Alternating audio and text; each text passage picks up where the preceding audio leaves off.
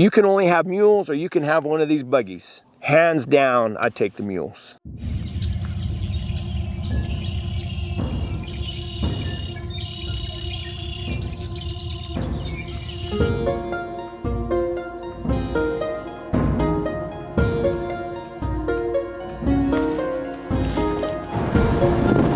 Iris, old sissy girl, Mrs. P, Lori, darling. You guys don't want to miss a pet, do you? None of you do. All right. If y'all follow on my Instagram page, you've seen that I bought a buggy. I had my other one. It was an old Honda, they called it a Big Red, but it was camouflage color. Nice buggy. I had it for a long time. I bought it when I first moved to the mountains, when I was living off grid up there. I love the thing. It worked really good.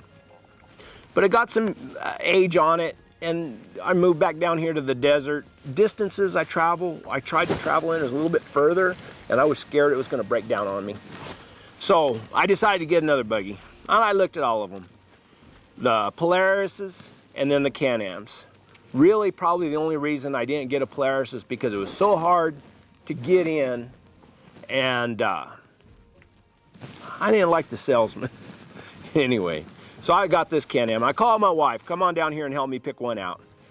And she said, if you want me to go with you, they had this real fancy one there. She said, if you want me to go with you, you need to buy this one. It's got a heater in it. It's got an air conditioner.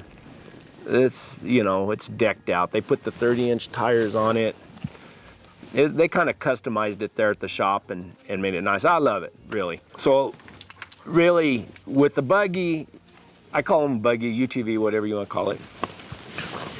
It really doesn't fit with what I do. But if I'm up in those hills and those mountains, there's not a lot of roads up there. And I like to go up little side canyons and ride ridges and get into places where most people don't go. You can't do that on a buggy. So I do that on my mule. And I guess it's the romance of riding, you know, riding a mule or horse out through the hills. There's just something that does something for me. There's a lot of people that feel the same way. Friend of mine that I interviewed, Mike Root, I mean, that's the only way he'll hunt. He hates these buggies. And I can see why. If you're in an area, like I got another video right there, and I had come out of the hills and bam, there was like, it was just getting dark, and there was like a parade of buggies, probably 15 or 20 razors and these things and everything. Kind of ruined your old West experience, you know, but the difference is, on a mule, I can get up into some rough, nasty country. You know, I can ride those ridges. I can split and ride some of those little canyons and ravines and stuff, and it's quiet. You know, there's just something about moving through the country at 3 miles an hour. And you're giving those dogs, they got a lot of time to smell and learn, and they learn to follow you. There's a lot of benefits to it. Now with the buggy down here in the desert, what's really cool about it is I can be in it, I can have dogs in the box, and I can go. I can hit the roads, I can hit the arroyos, I can go for miles and miles, you know, and the lions we have right out here are few and far between. I mean, but you know, I can get into some of these desert hills and cut some of these arroyos and see if there's any tracks and see if I can figure out where a lion's going. They pass through more than they stay, but there's some travel routes through here. Anyway, and I can have the dogs out and exercise them really easy. So that was another reason for getting the buggy, is that this summer it's been so hot, and I can't stand to leave dogs just pinned up, or I don't chain my dogs, but I just pinned up all the time and not get them out and let them stretch their legs. I mean, they have to get out and exercise, I believe. And so I try to get them out, you know, 2 or 3 times a week, more if I can. But I picked up a lot of work with my business. So I've been in the guy that I had working for me retired. So I really had to work quite a bit. And I didn't have the time to, you know, saddle mules, trailer up, go somewhere. And then time you get out, you got to turn around, go back and do everything. It just adds a little bit more time to my day. And the buggy expedites things. I mean, boom, I can be up here, I can put the dogs on the ground, I can road them for miles and miles, I can get out and hike in some of these rougher places, and it's just better that way. So really, the differences between a buggy and a mule is just that. Another thing, mules you have to have, I mean some of them you have to have them shod, or if you keep them in a sandy pen like I do down there, you have to trim their feet, or get them out, ride them through the rocks so they get trimmed off, their hoofs get shorter.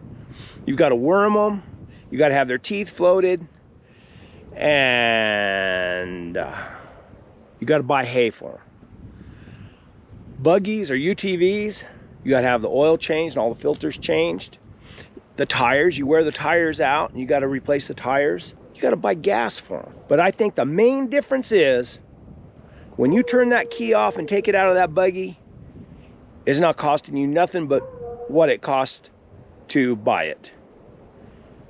Those mules, when you kick them out in that pen, unless you got a great big pasture somewhere you can kick them out and just have water and don't have to worry about them, then graze, they have to eat, so you have to feed them every day, whether you're riding them or not.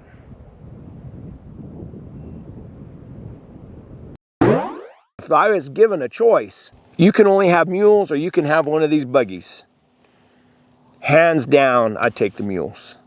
There's just something about being out on the land on a living, breathing animal. Another thing is, if you hunt wilderness areas, designated wilderness areas, which a lot of this country is, you can't drive a buggy. You've got to be on a non-motorized transportation, either walking.